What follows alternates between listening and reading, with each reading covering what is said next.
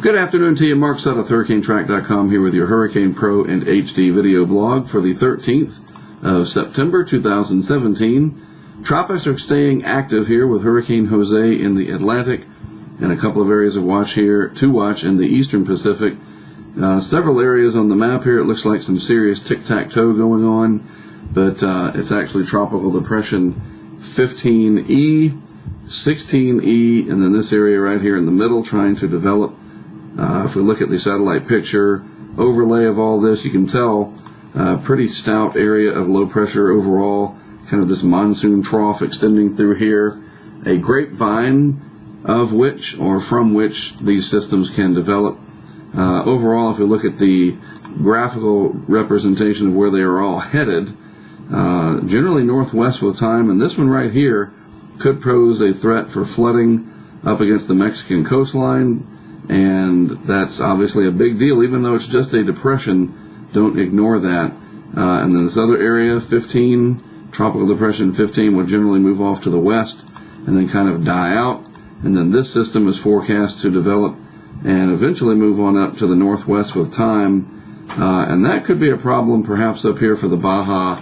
We'll have to just watch that over the next few days to see how that pans out. But I just wanted you to be aware that they were out there. And then, of course, we have Jose still being beaten down by wind shear, but this is the map over the next few days. This is going to be interesting to see what happens because it looks like the steering patterns up here are going to be changeable, to say the least, and there's a chance that this comes up and then might kind of hang around and maybe try to come back towards the coast.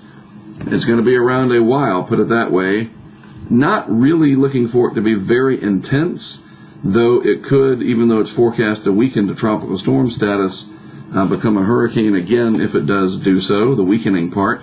So it certainly bears watching, at the very least, with it being fairly close to the coast of the U.S. You can imagine that swells are going to be generated from this and move towards the coastline with time.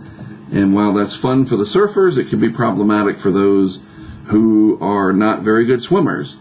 So just be mindful of that. Your local weather office, weather.gov, you can look that information up right in the app there, Hurricane Pro and HD. Type in weather.gov, or it's in there, and then type in your zip code, what I'm trying to say, from that, and then read about any beach hazard outlooks, hazardous weather conditions, etc. And you can learn about conditions along the coast here as Jose sends those large ocean swells over the next several days. And that's going to be a problem, by the way, for at least the next 5 to 7 days. Looking at this afternoon's ECMWF, this is from tropicaltidbits.com, Levi Cowan's website, and he makes this stuff available, so I wanted to show you the map here.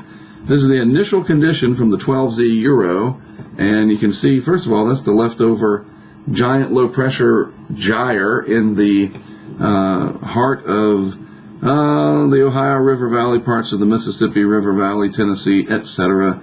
But just a huge area of upper level low pressure kind of now entwined with the remnants of Irma. And then here is Jose, down spinning well to the south of Bermuda. So as we move through the next few days, this is 24 hours out, 48 hours, 72, 96, and you can see it's comfortably between Hatteras and Bermuda.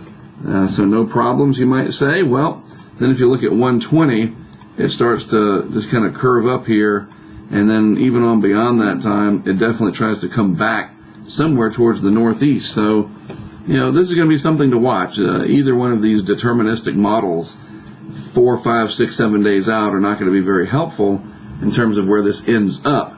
But the guidance and what might happen with the steering currents up here over the North Atlantic are something that we can look at.